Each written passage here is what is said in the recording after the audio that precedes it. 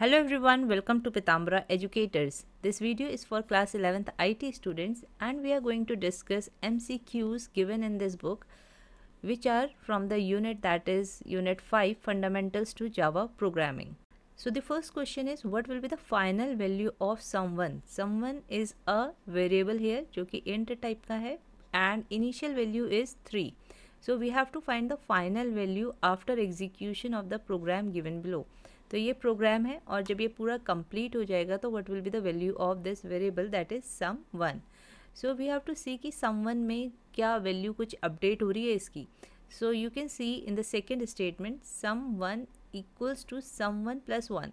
It means कि इसका मतलब क्या है कि सम वन में वन ऐड होगा and then this updated value जो वन ऐड होने के बाद आ रही है वो अगेन सम वन में स्टोर हो जाएगी.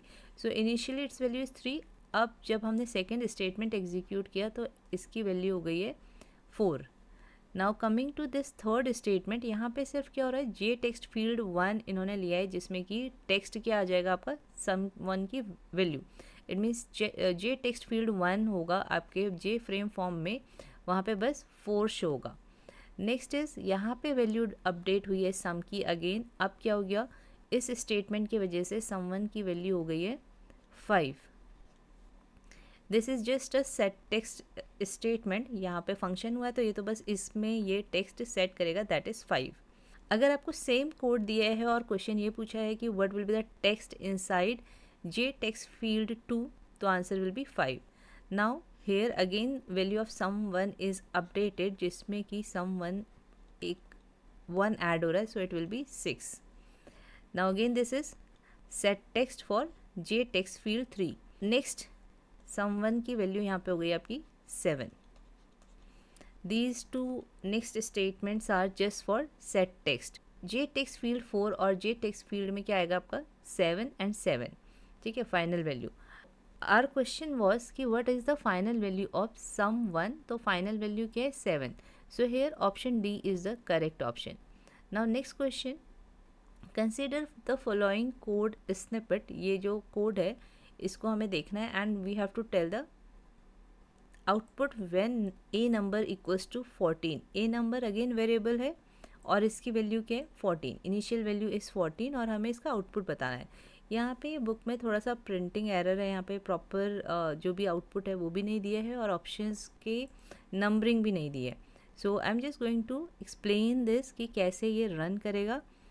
यहाँ पे आपका इफ़ एल्स यूज़ हुआ है. सो यू शुड नो कि इफ़ एल्स में क्या होता है, इफ़ के आगे जो कंडीशन लिखी होती है वो चेक होती है. अगर ये कंडीशन ट्रू है, इन केस ये कंडीशन ट्रू है तो इफ़ ब्लॉक एग्जीक्यूट होगा. अगर नहीं है, इन केस अगर फॉल्स है तो आपका एल्स ब्लॉक एग्जीक्यूट होता है in case of false. And ये जो स्टेटमेंट है नेक्स्ट स्टेटमेंट ये एल्स ब्लॉक के अंदर नहीं आएगा. अगर इसको भी एल्स ब्लॉक के अंदर लेना होता तो यहाँ पे एक कर्ली ब्रेसेस लगे होते. Because there are no curly braces it means जो नेक्स्ट स्टेटमेंट है वो एल्स ब्लॉक के अंदर नहीं है. So let's see, a number is 14. 14 greater than equals to 10. ये ट्रू है, इट्स ट्रू. सो ट्रू के केस में क्या होगा, J label 1 dot set text में क्या आ जाएगा first string. After that J label 2 dot set text third string. तो यहाँ पे आउटपुट में हमें क्या दिखेगा, लेबल 1 में first string and then label 2 में third string. So this is the output of this first string and third string. Now next question, what's wrong with the following statement. Again यहाँ पे if है, if की ये condition है, this is the complete condition. यहाँ पे ये logical operator use हुआ है, लॉजिकल ऑपरेटर एंड.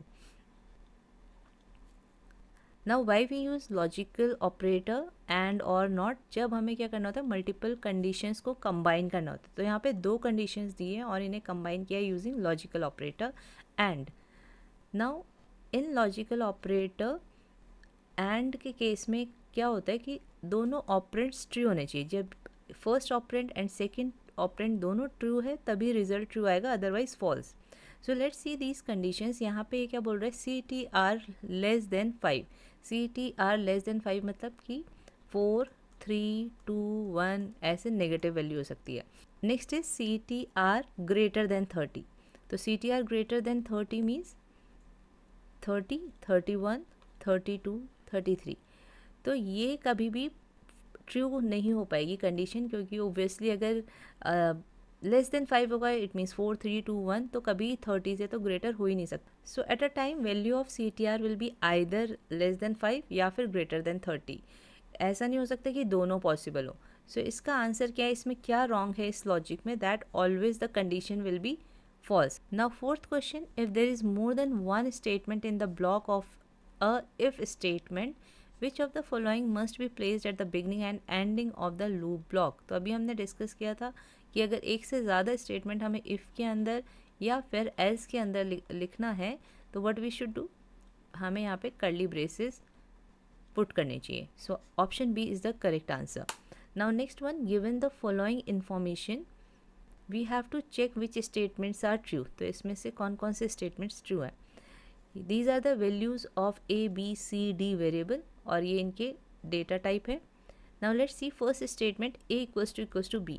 तो A आपका 11 है एंड B इज़ 22. तो ये कंपेयर करता है कि whether value of A is equal to B और not. So this gives answer either in true और फॉल्स. आपको याद होगा आपने रिलेशनल ऑपरेटर पढ़े हैं, तो ये किस में आंसर देते हैं, ट्रू या फॉल्स. तो इसमें आपका आंसर क्या है, false. So first one is false. Second one is B is not equal to D.